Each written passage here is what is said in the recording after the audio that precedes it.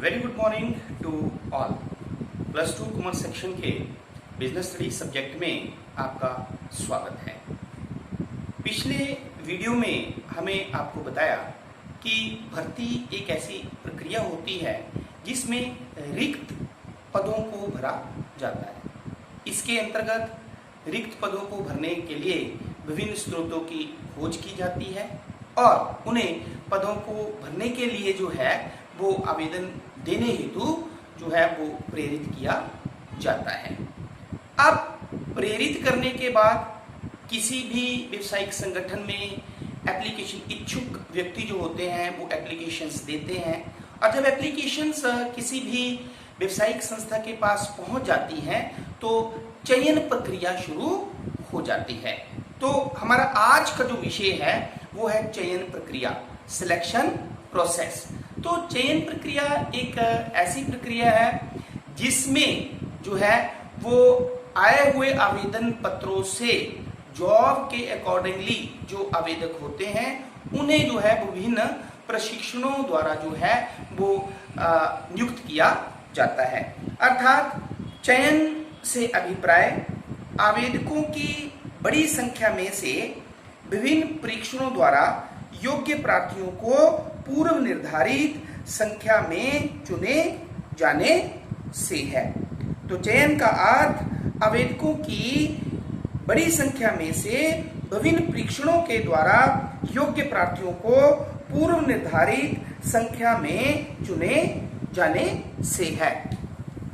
हमारे पास डेफिनेशन है डेल योडर के अनुसार चयन वह प्रक्रिया है जिसमें नौकरी के प्रार्थियों को दो भागों में बांट दिया जाता है, वे जिन्हें नौकरी दी जानी है और वे जिन्हें नौकरी नहीं दी जानी है।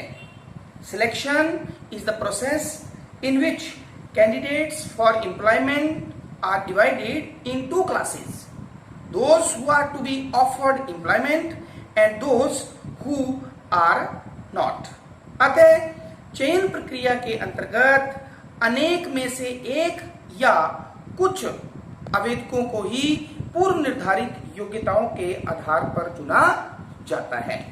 अब सिलेक्शन प्रोसेस जो है वो उसको डिस्कस करने से पहले मैं आपको एक फ्लो चार्ट के माध्यम से इस प्रोसेस को समझाता हूं। जैसे आपके सामने एक फ्लो चार्ट है जिसमें दिया गया है कि सिलेक्शन प्रोसेस जो है वो कहां से स्टार्ट होती है। स्क्रूटनी ऑफ एप्लीकेंट्स, जिसमें आवेदन पत्रों की जो है वो उनमें से योग्य जो है आवेदक जो छांट लिए जाते हैं। उसके बाद प्रारंभिक पूछताछ प्रिलिमिनरी इंटरव्यू किया जाता है। फिर इस प्रिलिमिनरी इंटरव्यू ओके अगर तो प्रिलिमिनरी इंटरव्यू जो है प्रारंभिक पूछताछ जो है वो सही पाई जाती है तो स्पेशलाइज्ड फॉर्म उनसे भरवाया जाता है। ठीक है, फिर अगर इस टेस्ट में भी वो ओके हो जाते हैं तो नेक्स्ट जो है वो फाइनल इंटरव्यू के लिए उनको बुलाया जाता है। फाइनल इंटरव्यू अगर ओके हो जाता है फिर उनका रेफरेंस बैकग्राउंड जो है वो चेक की जाती है और अगर उनकी बैकग्राउंड रेफरेंस भी ओके है तो फिर उनकी सिलेक्शन कर ली जाती है। ठीक है, और उस सिलेक्शन के बाद जो है उनका जो है मेडिकल टेस्ट किया जाता है और अगर उनका मेडिकल टेस्ट ओके है तो उसके बाद जो है वो उनको जॉब ऑफर दे दिया जाता है और जॉब ऑफर के बाद में जो है लास्ट में जो है वो एम्प्लॉयमेंट कॉन्ट्रैक्ट जो है वो उस एप्लीमेंट को साथ फर्म द्वारा किया जाता है। ठीक है, तो इस तरह से जो है हमारी सिलेक्शन प्रोसेस जो है वो स्टार्ट होती है। तो सबसे पहले हमारे पास फर्स्ट पॉइंट जो सिलेक्शन प्रोसेस का है वो है स्क्रूटनी ऑफ एप्लीकेशन, आवेदन पत्र प्राप्त करना और उनकी जांच करना। तो प्रक्रिया के फर्स्ट चरण में जो है वो प्रार्थियों से आवेदन पत्र मंगाए जाते हैं।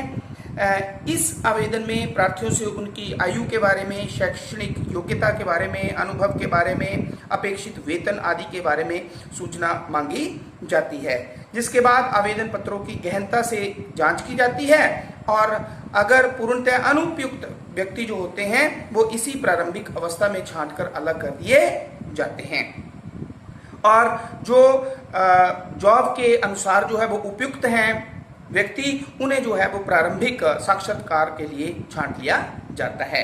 तो दूसरा स्टेप आता है हमारे पास प्रिलिमिनरी इंटरव्यू, जिसे कहते हैं प्रारंभिक साक्षात्कार। तो प्रारंभिक साक्षात्कार का जो उद्देश्य होता है वो प्रार्थी की शारीरिक व मानसिक रूप से उस जॉब के लिए क्या वो उपयुक्त है या नहीं, इस बात की जांच की जाती है। ठीक है, उसके बाद प्रारंभिक जांच के बाद हमारे पास तीसरा स्टेप आता है, ब्लैंक एप्लीकेशन फॉर्म जो है उससे भरवाया जाता है। तो प्रारंभिक जांच पड़ताल के पश्चात संस्था जो है वो प्रार्थियों को एक छपा हुआ खाली आवेदन पत्र भेजती है। तो इस फॉर्म में प्रार्थियों से उनकी आयु, शैक्षणिक योग्यता, अनुभव, वर्तमान कार्य का स्थान, वर्तमान वेतन, अपेक्षित वेतन आदि के बारे में जानकारी ली जाती है। ये फॉर्म जो होता है वो संक्षिप्त होता है तथा इसमें प्रार्थी को सही सही सूचना दी प्रार्थी द्वारा सही सही सूचना जो है वो दी जाती है। जिन आवेदकों की योग्यताएं व अनुभव संस्था द्वारा निर्धारित चयन योग्यता प्रमाण से कम होता है उनको जो है वो अस्वीकार कर दिया जाता है। नेक्स्ट हमारे पास आते हैं टेस्ट जो है। तो एक व्यावसायिक संस्था में अनेक प्रकार के जो हैं वो टेस्ट लिए जाते हैं, जिन्हें हम सिलेक्शन टेस्ट भी बोलते हैं, चयन प्रक्रिया भी बोलते हैं, जिनके अंतर्गत हमारे पास सबसे पहला है ट्रेड टेस्ट, जिसको बोलते हैं व्यापारिक या विशिष्ट प्रशिक्षण। तो इसके अंतर्गत जो है वो विशेष निपुणता या कुशलता की आवश्यकता जब किसी व्यवसाय के लिए होती है तो ये टेस्ट किया जाता है। इसमें किसी प्रार्थी की उस कार्य को करने की योग्यता की जांच करने के लिए परीक्षण किया जाता है। जैसे एक टाइपिस्ट से टाइप करवाकर उसकी टाइप करने की गति की जांच की जा सकती है। ठीक है, और एक कंप्यूटर ऑपरेटर से कंप्यूटर चलाकर, एक मशीन ऑपरेटर से मशीन को चलवाकर जो है वो इस तरह से उसका परीक्षण जो है वो किया जाता है। नंबर 2 है हमारे पास इंटेलिजेंस टेस्ट, जिसको हम बोलते हैं बुद्धि परीक्षण। तो बुद्धि परीक्षण प्रार्थी के मानसिक स्तर का पता लगाने के लिए जो है वो किया जाता है।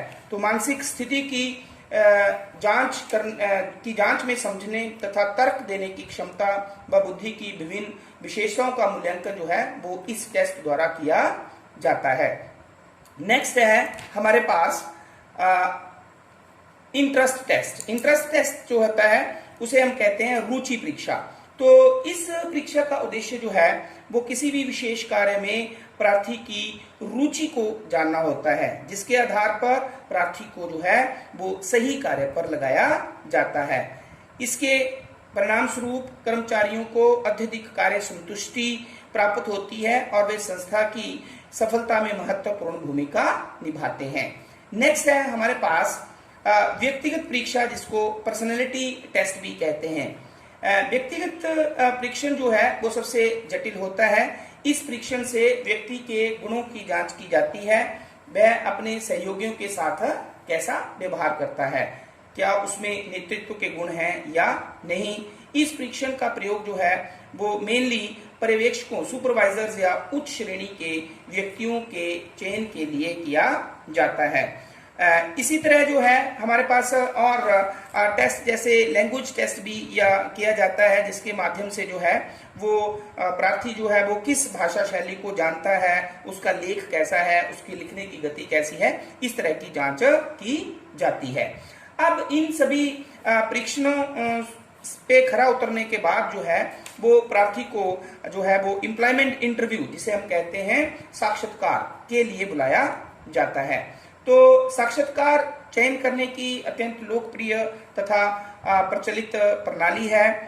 इसके अंतर्गत जो है वो प्रार्थी के बारे में उसके शारीरिक गुण, उसकी डिग्रियां, उसकी कार्य में रुचि, शीघ्र जवाब देने की क्षमता, सामान्य बुद्धि, स्मरण शक्ति आदि सभी की जांच जो है वो की जाती है। और रोजगार साक्षात्कार के बाद जो है वो व्यक्ति की संदर्भ एवं पृष्ठभूमि जांच, जिसको हम कहते हैं रेफरेंस एंड बैकग्राउंड चेक्स। तो यदि प्रार्थी को साक्षात्कार में उत्तीर्ण घोषित कर दिया जाता है तो उसके बारे में जो है वो कुछ व्यक्तिगत सूचनाएं उन लोगों से एकत्रित की जाती हैं जिनके नाम जो है वो उसके द्वारा उस फॉरम में दिए गए होते हैं। ये सूचनाएं प्राय जो है वो प्रार्थी के चरित्र, सामाजिक संबंधों, उसकी बैकग्राउंड आदि के बारे में होती हैं। ये जानकारी प्राप्त करने के लिए जो है वो संस्था का प्रबंधक जो है वो प्रार्थी के मित्रों, उनके भूतपूर्व एवं वर्तमान मालिकों से जो है वो संपर्क स्थापित कर सकता है।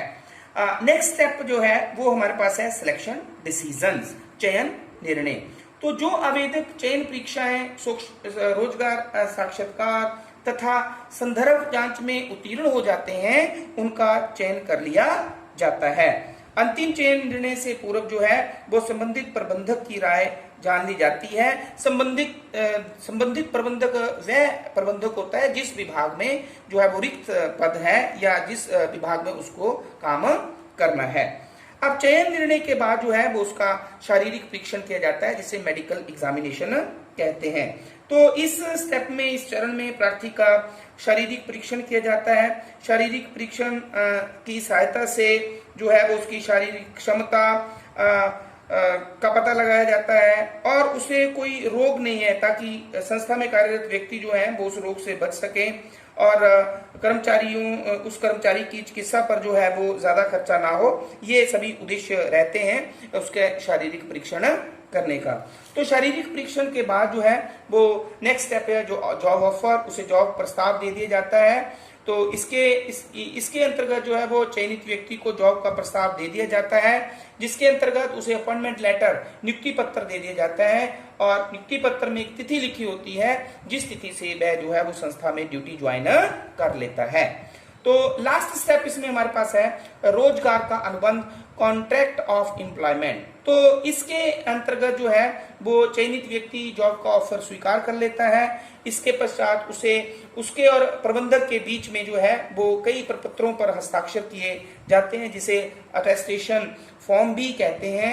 और इसके अंतर्गत जो है वो कर्मचारी के से संबंधित बहुत सी जो जानकारियां एक लिखित रोजगार अनुबंध बनाकर उसमें लिख दी जाती हैं, जिसमें जॉब का नाम, उसका उत्तरदायित्व, उसकी सेवाएं, उसका पारिश्रमिक जो है, उसके अलाउंसेस जो है, उसके वर्किंग आवर्स कितने हैं, लीव रूल्स क्या है, उसके ग्रीवेंसेस कैसे सॉल्व होंगे, इनडिसिप्लिन या डिसिप्लिन प्रोसीजर क्या होगा, ठीक है, रोजगार समाप्त कैसे होगा।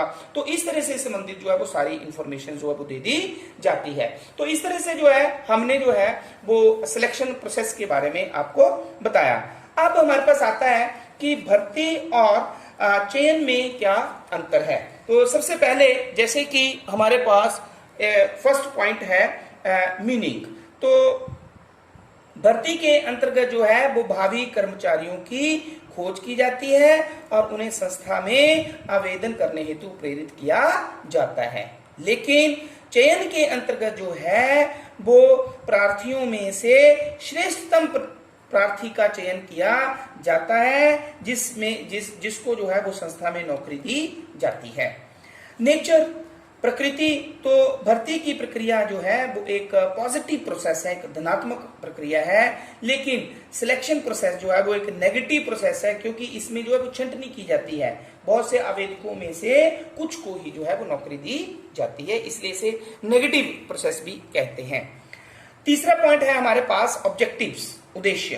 तो भर्ती का उद्देश्य जो है वो अधिक से अधिक कर्मचारियों को संस्था में आवेदन के लिए आकर्षित करना है।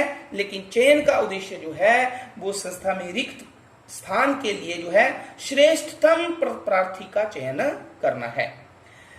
नेक्स्ट है हमारे पास नंबर या संख्या। तो भर्ती में प्रार्थी या एप्लीकेंट आवेदक जो है वो उनकी संख्या पर कोई प्रतिबंध नहीं है, बहुत से आवेदक हो सकते हैं। लेकिन चयन के अंतर्गत जो है वो जितने रिक्त स्थान है किसी संस्था में, उतने ही प्रार्थियों को जो है वो चुना जाता है। नेक्स्ट है हमारे पास सीक्वेंस, जिसको हम क्रम भी बोलते हैं। तो भर्ती पहले भर्ती की जाती है, भर्ती के बिना जो है वो चयन करना संभव नहीं है, लेकिन चयन जो है वो भर्ती के बाद किया जाता है। ठीक है, इसका मतलब इसका दूसरा स्थान है।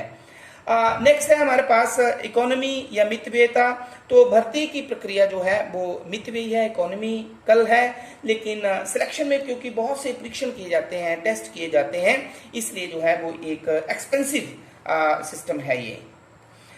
लास्ट हमारे पास है जो समय लगना, जिसको हम कहते हैं टाइम इन्वॉल्व।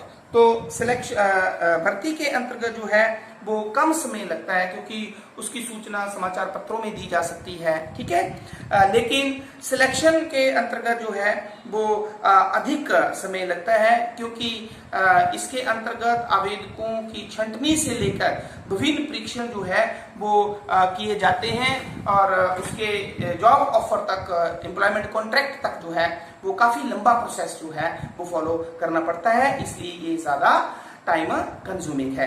तो इस तरह से आज के वीडियो में हमने सिलेक्शन प्रोसेस की डिटेल से, और साथ में सिलेक्शन और रिक्रूटमेंट दोनों में क्या अंतर है, ये हमने काफी डिटेल से पढ़ा है। तो मैं आशा करता हूं कि आपको ये कंसेप्ट अच्छी तरह से समझ में आ गया होगा।